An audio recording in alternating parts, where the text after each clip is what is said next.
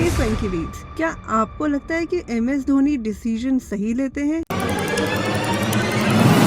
और अगर हाँ तो कैसे? इतने पावरफुल, इतने स्ट्रॉन्ग डिसीजंस कैसे ले लेते हैं वो, जानेंगे इस वीडियो में। अपने माइंड को कंट्रोल में कैसे करना चाहिए, ये कोई MS धोनी से सीखे। जी हाँ, रिसेंटली मैंने एक पॉडकास्ट सुना जिसमें कि धोनी ने रिवील किए अपने सीक्रेट्स। क्या थे वो सीक्रेट्स, जानेंगे। 3 टेक्निक्स आज मैं बताऊंगी MS धोनी की, जो वो यूज करते हैं अपने माइंड को काम रखने के लिए। इससे उनके डिसीजंस बहुत स्ट्रॉन्ग होते हैं। वो होता कैसे है? नंबर 1, कभी भी आपको अपने माइंड को अगर कामनेस देनी है, पीसफुल रखना है या फिर स्ट्रॉन्ग डिसीजंस लेने हैं, डिसीजन मेकिंग अपनी स्ट्रॉन्ग रखनी है, तो नंबर 1 टेक्निक है योगिक ब्रीदिंग। जी हाँ, बेसिकली योगिक ब्रीदिंग किस लिए की जाती है? जब आपको लगता है कि आपका ब्रेन या फिर आपको कोई घबराहट हो रही है, एग्जाइटी हो रही है या फिर कोई प्रेशर फील हो रहा है या स्ट्रेस फील हो रहा है, तो होता ये है कि आपकी हार्ट बीट जो है वो तेज हो जाती है। और जब ये तेज हो जाती है तो ब्रेन को लगता है कि उसको ऑक्सीजन नहीं मिल रहा है और इस वजह से ब्रेन जो है वो बहुत कंफ्यूज हो जाता है कि उसे करना क्या है। तो इस टाइम पर आपको डीप ब्रीदिंग लेनी चाहिए, जिससे कि एक रिदम बनती है, ब्रेन में ऑक्सीजन जाता है और वो ब्रेन को रिलैक्स करता है, which leads to strong decision making. अब वो आपके माइंड को बिल्कुल काम कर देगा, बिल्कुल पीसफुल कर देगा और उससे आप डिसीजंस ले सकते हैं। लेकिन अगर आपका ब्रेन बहुत कंफ्यूज रहेगा और आपकी हार्ट बीट बहुत फास्ट रहेगी तो उसमें आप कोई भी डिसीजन नहीं ले सकते। उसमें सिर्फ आप एग्जाइटी, प्रेशर, यही सब फील होगा। 2, मेंटल मूवी।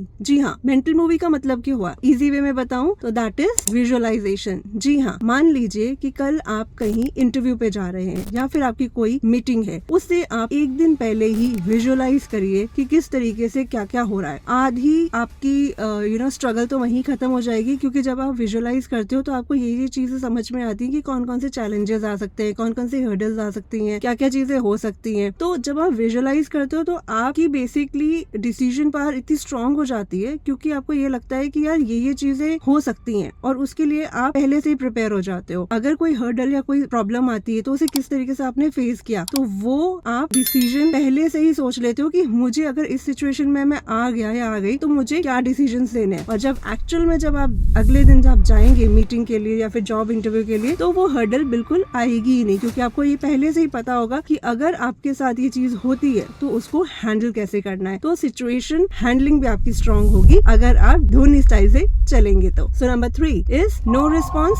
No respond. जी हाँ, मान लीजिए अगर आपके बॉस या फिर कोई भी ऐसा इंसान जो आपके ऊपर बहुत ज्यादा गुस्सा हो रहा है, कोई गेस्ट है, कोई क्लाइंट है जो आपके ऊपर बहुत ज्यादा गुस्सा हो रहा है, तो आपको बस एक ही चीज ध्यान रखनी है कि आपको उनको सुनना है, बस। No response no respond. जी हाँ, कोई आपको रिप्लाई नहीं देना, कुछ नहीं करना, बस आपको सुनना है। एक टाइम ऐसा आएगा जब उनका टेम्परामेंट, जब वो बहुत गुस्से में होंगे तो उनका गुस्सा बिल्कुल धीरे धीरे धीरे करके शांत हो जाएगा और फिर आप अपनी बात रखिए। फिर उस सिचुएशन में सामने वाला पर्सन आपकी बात समझेगा। लेकिन अगर आप उनको रिस्पॉन्स करते हैं या फिर रिप्लाई करते हैं या फिर कुछ भी होता है तो वो आर्ग्यूमेंट में कन्वर्ट हो जाएगा। तो हमें आर्ग्यूमेंट्स नहीं करने हैं। Basically this is a practice कि अगर सामने वाला गुस्से में है तो उस टाइम पे आपको कुछ भी नहीं बोलना। जी हाँ, ये तीनों टेक्निक जो मैंने आपको बताई ये धोनी स्टाइल है। जी हाँ, धोनी इन्हीं तीनों चीजों को फॉलो करते हैं, पीसफुल रहते हैं, काम रहते हैं और फिर वो डिसीजन लेते हैं। उनकी डिसीजन मेकिंग इतनी ज्यादा स्ट्रांग है कि वो नैनो सेकंड्स में भी बहुत अच्छे डिसीजन ले लेते हैं। ऐसे ही नहीं उनको लीडर कहा जाता, उनका माइंडसेट बहुत स्ट्रांग है। तो follow these tips and tricks for how to stay calm and how to handle pressure in any situation. Bye.